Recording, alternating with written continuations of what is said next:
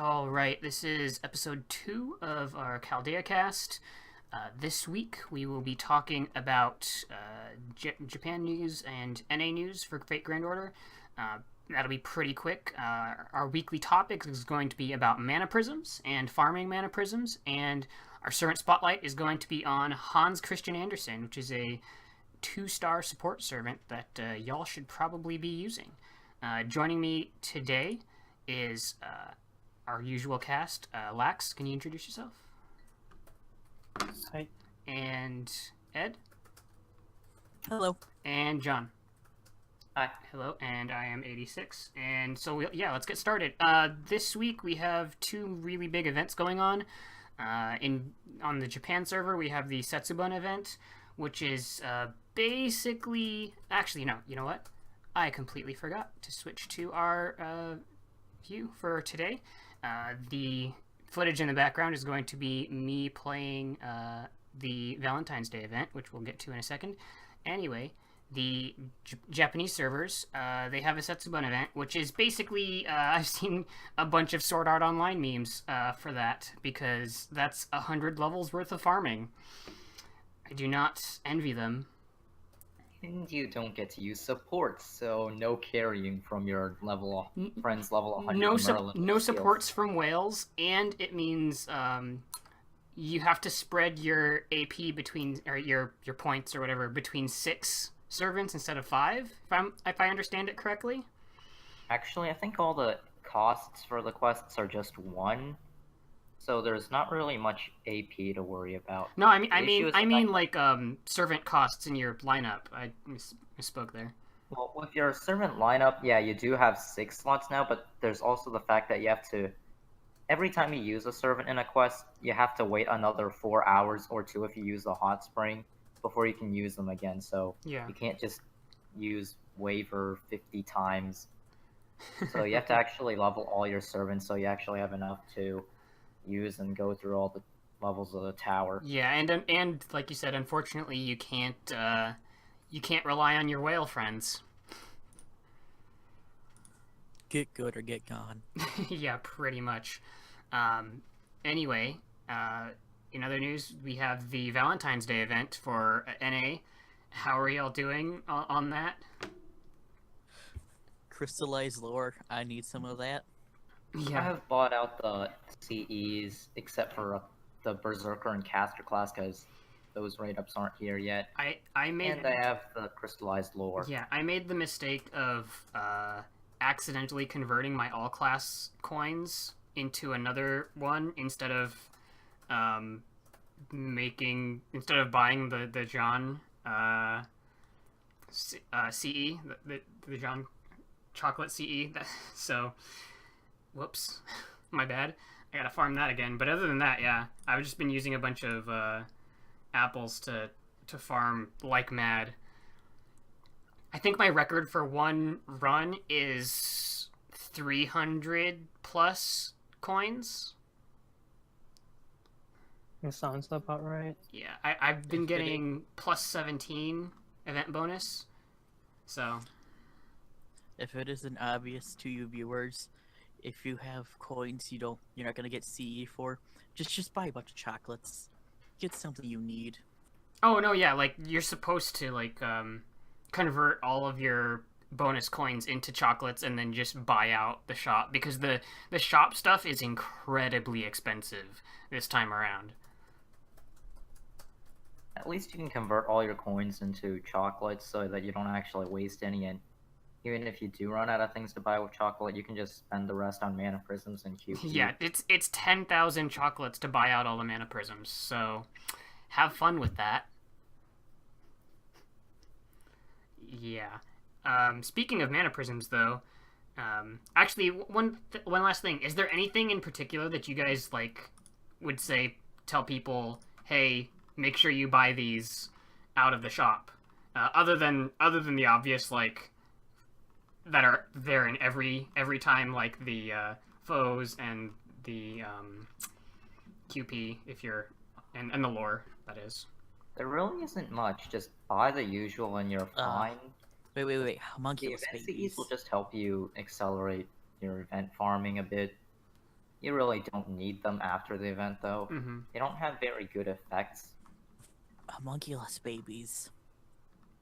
Yeah, that is one thing of note. You can't farm those yet, so homunculus babies, there's 20 of them in the shop if you want to get those. Still haven't actually rolled yet, so I don't have any of the event CEs from the gacha except for 2 of the 3-star one. Yeah. Because I need to save for Tamamo. In my like 20 rolls, I managed to get a lot of the good CEs, but no Pride Hero, so that's a thing. Yeah. I have someone on my friends list named 674 St. Court's No Bride. Oof. I feel pretty sorry for him. Yeah, that's It rough. hasn't even been on in 2 days. I've used so much quartz and got nothing. Yeah, that sounds rough for somebody. Anyway, speaking of getting stuff out of the shop and farming, our topic for today is mana prisms and farming mana prisms. For you people that don't know, and why are you listening to this if you don't know what mana prisms are? Mana prisms are a special shop currency that you can only get from farming, basically. And every month there's a new reset of the mana prism shop, and they have a bunch of different items, including most notably summon tickets every month, and experience cards and foes every month. So yeah, There's also some other limited time things. limited time Like, things, for now, including the Da Vinci Mona CE Lisa. that's currently going for the next month, I think, remaining, right? Yeah, you And probably want to those- get that for the QP farming because that 2% increase is really... Yeah, even if you only get one copy, 2% of a million plus QP per run is a lot, actually. So Also, don't forget those also delicious goodie bags at the end of the year. And you do not have more QP than you need. You will definitely use that QP up once you start leveling those skills and final ascending all your servants. yeah, that's becoming a bit of a meme among some people, where it's just 15 million QP for the last level of that skill, and you need to do it 3 times for 10, 10, 10 on that servant. Have fun. Unless you're just one of those idiots who sits out there with their level... With 1, Just 1, level 1 on 1 skills. everybody, yeah.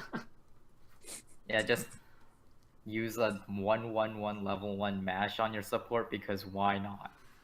Because laziness. That's why. Let's just say it. Just be a bro. Make it a 4-4-4 mash so Yeah, at you least can be bring it to shield. 4-4-4 for most of your servants because that requires purely gems and no actual other No materials. And mats, gems yeah. are pretty easy to farm right now. And blue and red gems are not that difficult to farm either. Yeah, you can get 2 or 3 drops of them in some Never, runs of the 28. Ever try to farm golden gems. You do And not Ed know is that. currently trying to farm a ton of archer gems because he is set on 10-10-10ing Kuro when she comes out in several months because he's a lolicon. In my defense, this is gonna be the best support archer you're ever gonna freaking have. Until we get gold foes, and then Ed is desperately trying to get a hold of them, and he needs to burn a bunch of gold servants for those rare mana prisms and then buy them from the mana prism shop. I don't think Ed's gonna do that.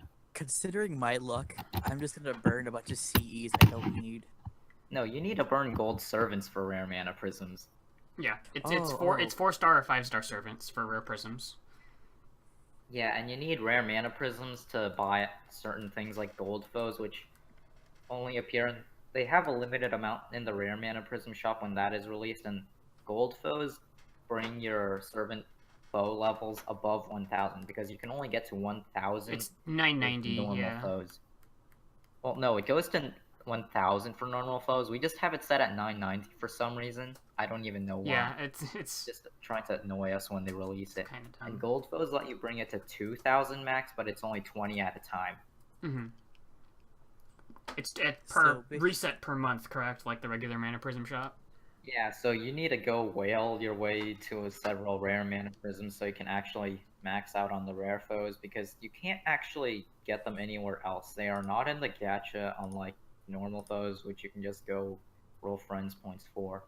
Yeah, speaking of, best ways to farm lots of mana. Well, I don't say lots. It's hard. You get them slowly over time, but the main ways you can get them are daily quest. Every daily quest gives you 1 to 4 prisms based on the difficulty, and At least for the first run, it does. yes, for completing And then afterwards, once, yes. you can go burn the XP from the XP quest as long as they're at least silver to get more mana prisms. So Yes. you can get 9 You get 30 a or day. more. So my typical way of farming it is if I need to farm experience, I run the 40 AP experience quest, the experience dailies, and then just burn the 3-star cards, and then use the 4 stars on my servants. I just don't have the leisure to even burn any XP cards right now because there's still way too many servants to level. Yeah. You gotta prioritize, man.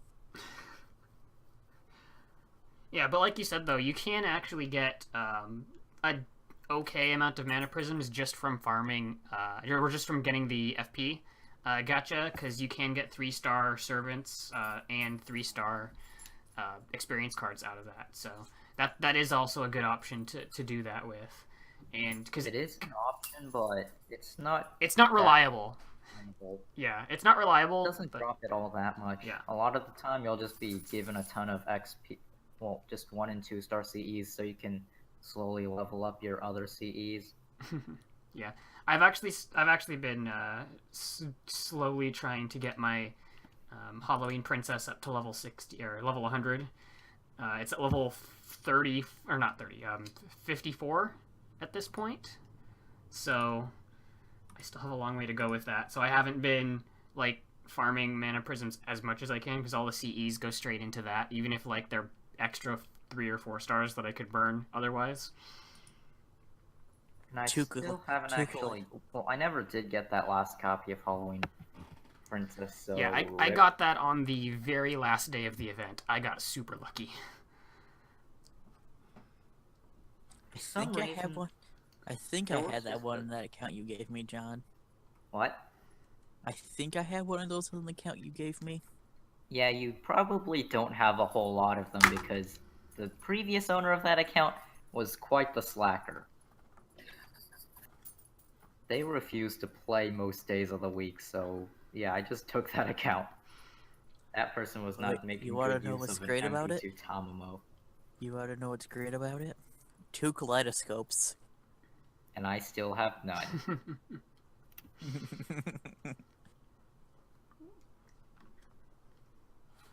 Anyway, so you guys have anything else to say about mana prisms or farming them? Any suggestions for people? Just, realize you can get 30 a day if you're willing to put in that much time. Just Or you can go nuking whale your way everything. to 1,000 3-star servants for a ton of mana prisms that way. I mean, Basically, the other thing to do is just keep an eye out for silver cards from the event shops because usually they're pretty cheap to buy and they can give you a good clump of Yeah, them. and I think at the once. Valentine's event shop has 100, 50. 50, yeah, has 50 of them. Some of the events have 100 XP cards, so you can use that. But this one has 50. You can burn that. If you don't care about the 4-star experience cards, you can burn those as well for 3 prisms each. So you could You should potentially probably get 200. So 4-star XP are still 1 mana prism, even though they're 1 rarity higher, which is kind of odd. oh, okay, They are one prism. okay, Yeah, my mistake then. Because I don't, if you can't tell, I don't ever burn the 4-star cards. I use them all. So yeah. 4-star are 3 times as much experience, even though they are only 1 rarity higher and give no more 1 burns. mm-hmm. All right. And one thing to note is every time there is half AP on dailies, farm that XP daily, you get tons and tons of XP cards. Burn them all for mana prisms. That's my tip. Anyway, if we don't have anything else to talk about for that, we can move on to our servant of the week. That is, John wanted to talk about Hans Christian Andersen. If you want to give a sort of introduction to him, why he's so good, why you want to talk about him. He's not absolutely amazing, but he's a really good, pretty generic, and really easy to get servant. He's a really nice caster if you happen to be unlucky and never get yourself any of the support casters in the game, like the obvious Waver and Tamamo, who are just really good. And then later on, we'll also get Merlin, who just breaks the game. But if you don't happen to have those, Hans is pretty good because he's got 3 arts cards, so he has fairly okay NP generation, but his skills are also fairly nice. Second skill lets him charge up his own MP gauge quite a bit, and his other skills support your team by giving them some crit stars and increasing their crit damage, both of which contribute to that if you build your team that way. But the main thing is his Noble Phantasm. It increases your team's attack, defense, and HP, although the attack and defense buff are just chance at 60% level 1, but you can easily get him NP5 since he's only a 2-star. Yeah, you can easily just roll him 5 times in the FP gacha eventually, like, not without even trying, basically. Yeah, you'll probably come across him quite a few times, so go ahead and MP5 him. And also his Strengthening quest is out, so in addition to all those effects, he gains a third effect that has an 80% chance to actually hit, and that is you increase your allies' critical star generation for 3 turns, so that supports crit teams even more. And later on when we get Merlin, if you don't have your own Merlin, you can just borrow a friend's Merlin, use Hans, and then put whatever crit star user you have, like maybe Heracles with Seal Designation Enforcer, because Heracles does have Evade with a crit skill attached to it. So what you can do is use Merlin's MP and Hans' third skill to generate some crit stars and fuel the crits for Heracles. And it's pretty ridiculous because the Waver does have a crit up skill. You have Merlin, who has a 100% critical damage up skill. That's targetable. And it also increases Buster performance by 50% for 3 turns. That's just insane. Which is the reason why JP just has that ridiculous meta game over there of Merlin and just beat everything down. And what you can do with the combat uniform is stack your buffs by using Merlin when he's released, or any other person that buff a servant, tag them out so you put them in the back row, and then wait a few turns. When they come back around, buff them again, tag them out, and those buffs will just stay. So if you use Merlin and buff this one servant a few times, prepare a ton of crit stars, you can crit for a few million damage points, and yeah. Yeah, and the reason why the crit the combat uniform is so good is because you can drop all your cooldowns, swap them out, and let their cooldowns basically reset in the back line. You put someone else in who has a bunch of really good skills, drop all their cooldowns on the same turn. And the thing is, the buffs that are applied don't actually wear off while they're in the back row, so you do get them to stick around, which is why you can buff stack, because by just having someone come to the front row after one of your units die, buff them, and then tag them out before the next round begins, and then you just have that buff stuck on them until you actually wait a turn, or however many turns it actually lasts. Mm-hmm. Yeah, and he's just like Hans is just a general purpose support, I guess would be the best way to put it. He is pretty general, although he is far better when you use him on a crit team, since he does give most of his skills are crit based skills. Even his Noble Phantasm, it gives attack up, which is, it's also good for crit. And defense up. So if you don't level him much, go ahead and level him, and you can use him as your go-to support caster, since he's pretty simple, and he can also help by providing your team with some arts cards in case you happen to be running a team with very few of those. And the buffs are just real nice. He is also really cheap to level up because he's only a 2-star. So his mats, you only need like 1 or 2 of everything, and Yeah, you're already. You can just final ascend him with ease. To max ascend him, And the you same need goes for his skills. to max ascend him, you need 8 gears, 4 forbidden pages, 5 homunculus babies, and 6 horseshoes, which shouldn't be that difficult. And even his skills don't require as many materials as 3 other gems heroes. For first. Yeah. A few horseshoes, a few pages, a few homunculus babies. Nothing nearly as ridiculous as people like Gilgamesh, who require freaking 10 hearts of the form or god. any 5-star servant for that matter. Yeah, Jean takes 20 freaking 20 hearts just for to level one. 10. Yeah, it's ridiculous. That's not reasonable. You're not going to ever do that. Yeah, that's you have some that's one thing where you'd say like, yeah, even if you might do it if you're a whale. Even if you don't whale though, like it's not that difficult to do really well with like mostly 3-star servants even. Ed Hans is like one of the poster childs for that, I guess, because he gives really good buffs and stuff and everything for not much investment. So, and remember to keep him around in case. Well, just keep him around because when Babylonia drops and Merlin does, like I said, use him on a crit team. Hopefully you have a few 20-30 CEs and then just spam those crits with Merlin's buff. It'll deal insane damage. Oh, can I take this time to teach him a little bit of history about Hans? sure, go for it. Alright, so he is basically the inspiration for many Disney works.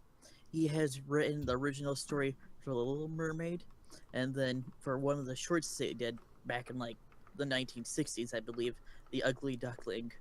So he basically inspired a whole basically series of animations. This is the actual historical Hans, not the Nasuverse Hans, by the way. Yeah, Nasuverse Hans is just some midget who loves to drink and doesn't feel like doing anything. Just a freeloader. And the actual Andersen looked nowhere near as young. Of course, no. The guy in historical times is some old guy in like Scandinavia or someplace. With a very, very, very cleft chin. All right. So, any other final statements about Hans that you guys want to give before we wrap this up? Not in particular, just he's a pretty good servant. Make sure you level him if you have some materials to spare. He'll do you well, especially with his cheap cost of only 4, which, yeah, like I said before, you're never going to get your dream team of all 5-star servants and 5-star CEs, because your cost simply does not go that high, so Hans will bring your cost. Hans is very cheap, so he's easy to fit into the team since low cost and very generic setup. Yeah, that is one thing we should mention. It's really good to slot him in to your team if you want to free up space for an extra 4-star or an extra 5-star servant or higher tier CEs in your lineup. That is a really good option to do so. We did mention that last week or last episode when we were talking about MASH, when she costs 0 points to put into your team. So this is another case of he's a good budget servant you can slot in just for more space in your lineup. All right, so I think that's about it for this episode. I'll be uploading this sometime this week to YouTube, and we will have a new episode in another 2 weeks, hopefully. In that time, you guys will all have gotten all the farming you want to for Valentine's event, and we might have news about. And one more thing. Remember, last time we forgot to mention, but join the Discord at some invite link that I will link Agent that should in edit the in. description of the YouTube video. Yeah. Yeah, you can do that. Yeah, that's about it, I think. Yeah, like I said, 2 weeks, we will be having our next episode. Hopefully we'll have new news about the next event in that time. But if not, we will probably have some like half AP or something to talk about as far as news goes in that time. So yeah, that's about it.